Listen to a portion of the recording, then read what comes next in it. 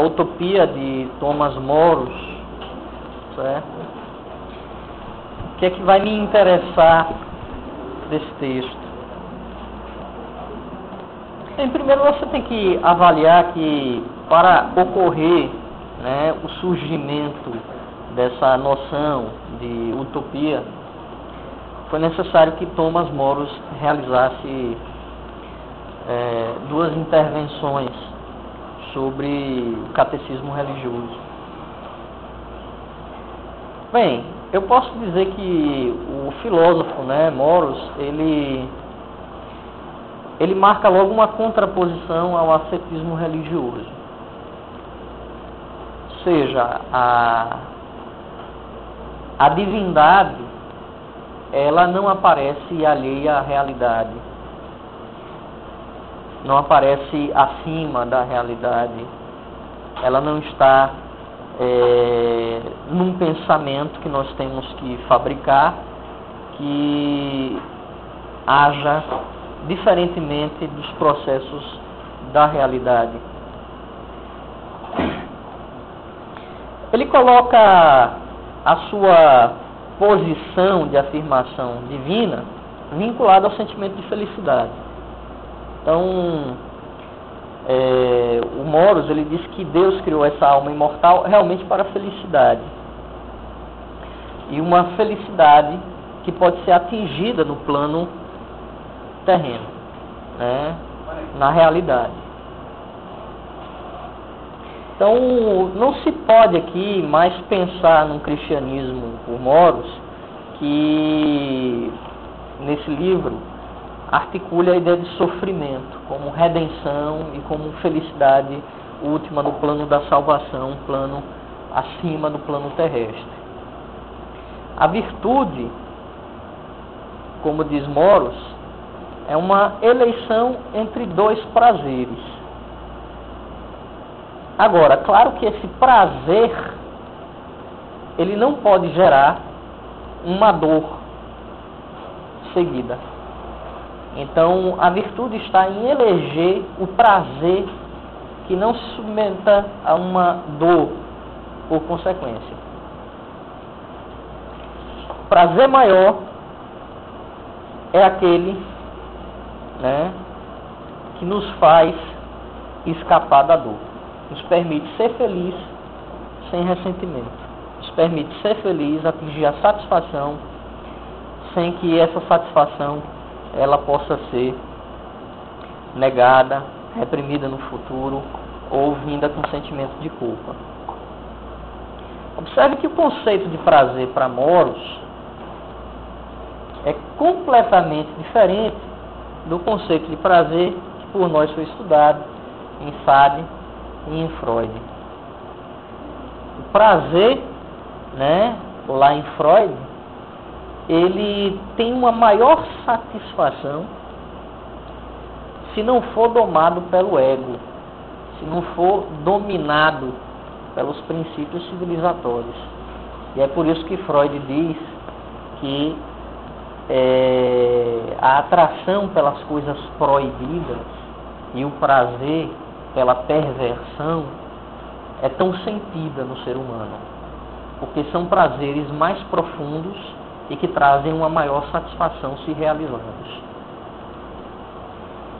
A mesma coisa de Sade, né? A mesma coisa vai defender Sade. O prazer advinda da crueldade, da agressividade que é natural do homem, é um prazer não barrado, não bloqueado, e por isso muito mais satisfatório. Um prazer sem censura. Observe que o prazer para Moros é uma escolha e, portanto, advém de um mecanismo não de impulsão, mas de racionalização do pensar, né? Não da libido. Então vocês vão encontrar essa primeira diferença que vocês vão ter entre o conceito de prazer para Thomas Moros e o conceito de prazer tanto em Freud quanto em Sade, né? Uma outra diferença também vai ser estabelecida, né, para Moros e para Sade e Freud. Conceito que eles têm, por exemplo, sobre natureza. A virtude para Moros também é viver conforme a natureza, é escutar a voz natural. O impulso que nos dá a natureza acaba por trazer uma espécie de obediência, uma obediência à voz da razão. E essa voz da razão, ela inspira o amor e a adoração entre os homens.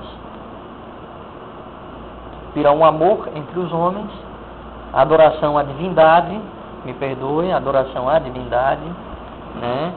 E a amizade entre os homens. Fala dele, a natureza que inspira a caridade aos irmãos não ordena a crueldade entre nós. Ou seja, seria a espécie humana naturalmente boa.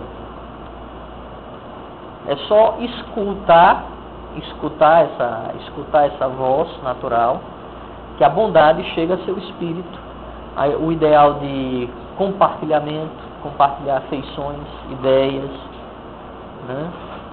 E também o respeito à divindade também adviria desse impulso natural. Obviamente vocês vão ter logo uma oposição imediata com o que se pensa ser a natureza em Sade e o que seria o impulso que já estaria na natureza humana por Freud. Observe que Sade diz que a natureza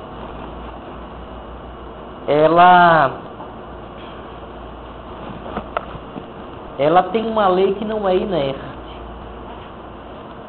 e, portanto, ela não poderia ser vinculada necessariamente à imagem de Deus. Deus é um ser inerte, não permite a movência. É um ser que está parado, estante. O único movimento que ele fez foi o movimento da criação. E parou, estacionou. A natureza possui um estado mutável. Sempre se transforma.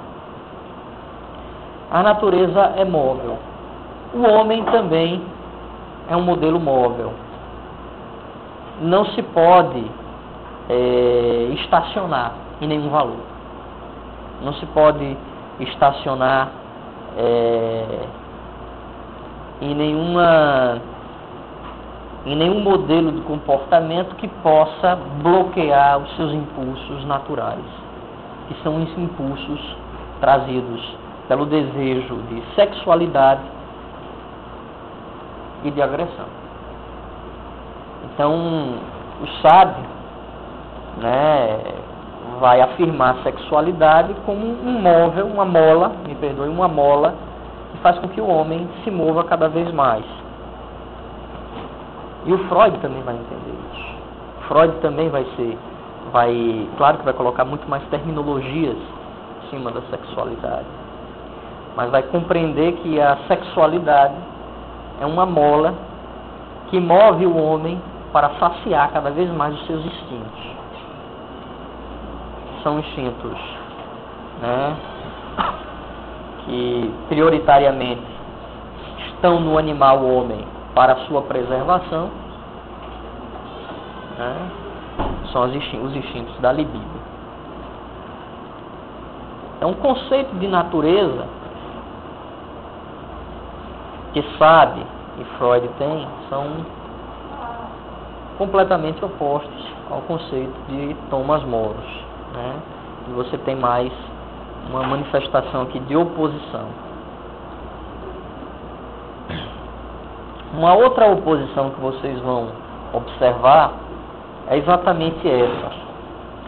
Thomas Moros diz que para que o homem chegue a uma equivalência, uma igualdade entre eles mesmos, é necessário que haja a abolição da propriedade privada e do dinheiro. Isso tem que ocorrer. A única forma de o homem chegar à igualdade é essa: abolir a propriedade privada e realmente a sociedade negar o valor de troca trazido pelo dinheiro. Aqui há uma oposição também muito grande a Freud. O Freud diz que a base de todas as relações humanas se faz através da agressividade. O amor surgiu da agressividade. Quer ver? O macho mais forte foi anexado a viver com a fêmea, né, talvez mais esbelta, ou alguma fêmea que ele quisesse, para que houvesse uma preservação das crias da fêmea. E assim a fêmea pensou. Então isso é em relação ao medo que a fêmea tem de que suas crias possam ser destroçadas com a agressividade do outro. A mesma coisa, o macho, para atingir o domínio de um objeto sexual, tendeu a colocá-lo ao seu lado, de modo a não dispô-lo a nenhum outro macho. Então a relação de amor é estabelecida numa atmosfera de agressividade. As relações humanas, para Freud, todas elas são baseadas na agressividade. De modo que não basta apenas abolir a propriedade privada, porque a propriedade privada é uma das formas que o homem modulou para continuar a sua agressividade. Mas é uma delas, é um tipo de agressividade. A agressividade é da natureza humana. Então, abolir a propriedade privada não faz com que os homens deixem de ser explorados, dominados e agredidos. Freud, ele discorda de Morus, né? Morus diz que para que o homem atinja a igualdade, né, para que atinja um ambiente harmonioso socialmente, é necessário que a propriedade privada seja abolida e o dinheiro também. E Freud, ele vai dizer, se a propriedade privada for abolida, nós vamos ter ainda atuante outras formas de agressividade, já que a natureza humana é uma natureza agressiva, uma natureza que se afirma através do domínio do instinto do ego, né? Da afirmação de si próprio, o instinto do ego, e da afirmação do domínio sobre o outro, o instinto do libido. Certo? Então, homens serão explorados, serão agredidos, porque isso faz parte da natureza humana. Aqui você tem uma pequena discussão sobre o conceito da natureza humana. Para Morus, a natureza humana, ela é boa. Para Freud, ela é agressiva. E isso permeia, por exemplo, a interpretação do que poderá acontecer se o homem abolir a propriedade privada. Interessante essa interpretação de Freud, né? Ela pode ser imediatamente linkada a uma defesa do capitalismo também. Ou seja, o homem sempre é um homem que concorre. O capitalismo está mais de acordo com a natureza humana do que, por exemplo, o comunismo. Mas isso não vai cair na prova, não, né? Certo. Não, mas isso aí não vai cair, não. Não se preocupe, não. Eu estou dizendo que a ideologia freudiana é uma ideologia que está mais vinculada à defesa do capitalismo do que do comunismo, por exemplo, aqui. Porque a natureza humana aqui é uma natureza que sempre concorre com um meio ou com outro homem. Né? E o comunismo pregava a igualdade. Né? Bem, como surgiu a utopia? Qual é o campo originário da utopia? Se nós formos observar o que Morus colocou para a gente no seu livro, vamos ver que a base de criação da utopia é a razão que aperfeiçoa o homem. Para atingir o grau de felicidade, de harmonia, de evolução necessária a um ambiente de harmonia social e felicidade íntegra, é necessário que ele raciocine sobre a sua própria existência e sobre seus próprios comportamentos. A razão aperfeiçoa o homem. Agora, essa razão de moros é uma razão que vem confirmada pela fé. A razão confirma a sua fé. Observe que a utopia, ela pensada como um mecanismo da idade moderna, e, portanto, um mecanismo que afirma muito mais as classes burguesas do que as classes eclesiásticas, ela nasceu de um pensamento religioso. A razão aqui, ela não nasceu como oposição à fé.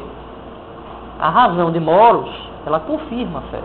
Ela aperfeiçoa o homem a um estágio necessário de felicidade que ele tem que encontrar aqui no plano terrestre, não no plano eterno. Claro que ele vai encontrar a sua felicidade no plano também eterno, mas a necessidade de prazer no plano terrestre também é uma indicação de Deus. E a razão vem aqui para que o homem pense cada vez mais sobre as categorias de felicidade que ele tem que atingir. A razão que aperfeiçoa o homem a um estágio necessário de felicidade, ainda no plano terrestre, confirma a fé. Mais tarde, a gente não estudou isso aqui, mas mais tarde, vocês sabem que a razão vai ser o escudo da burguesia e a fé vai ser o escudo da classe eclesiástica. Mas aqui, no momento, moros tem os dois escudos.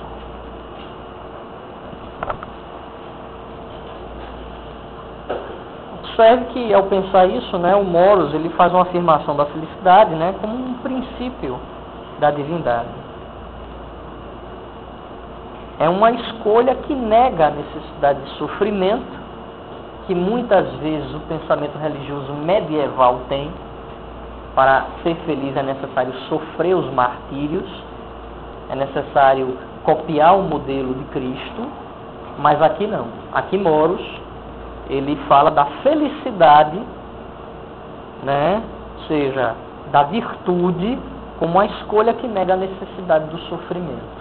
Então, o campo que originou a utopia é aquele que pensa da escolha da felicidade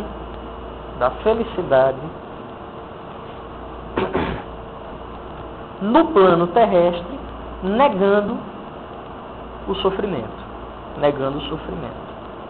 Aquela também que associou razão, que aperfeiçoa sempre o caminho humano, que o faz o tornar cada vez mais evolutivo, combinado à fé. Claro que aqui a gente já não tem mais uma contraposição, mas nós vamos ter uma adição de um conceito. E esse conceito ele surgiu muito tempo depois de Thomas Moros, mas que dá para pensar a utopia também vinculada à religiosidade. Quer ver? O Freud, ele fala sobre o sentimento oceânico. É um sentimento que nos permite pensar uma integração com um todo, um sentimento de ilimitabilidade, um sentimento de harmonia com o meio, um sentimento de infinitude. É um sentimento que é base de toda a religião. Sentimento de integração com o meio, com o outro, harmonia com o todo, com o meio, com tudo. É o sentimento que sustenta a religião. Mesmo sentimento que vai sustentar o princípio utópico. Mesmo sentimento de integração, de harmonia, de ilimitabilidade, de infinitude, de estar íntegro junto com o todo. Esse é o sentimento de unidade que a utopia precisa para poder existir. Então vocês vão ter, né, direções que permitem a criação da utopia. Observe. Quando a razão foi pensada de maneira a aperfeiçoar o homem, aperfeiçoar seu comportamento, suas formas de comunicação com a natureza e com outros homens, confirmada pela fé em Molos. Havia uma crença nessa evolução também. Quando Moros pensou na felicidade como princípio divino, como uma escolha que nega a necessidade do sofrimento, então o homem ele faz uma escolha pelo prazer no plano terrestre. E nós não podemos deixar de associar o sentimento oceânico que foi discutido por Freud lá no Mal Estar da Civilização, onde você tem um sentimento que nos permite pensar sobre uma integridade com a natureza, junto a outros homens, um sentimento de limitabilidade, de harmonia, uma base que inicialmente era uma base de sentimento religioso. É esse sentimento que sustenta a utopia.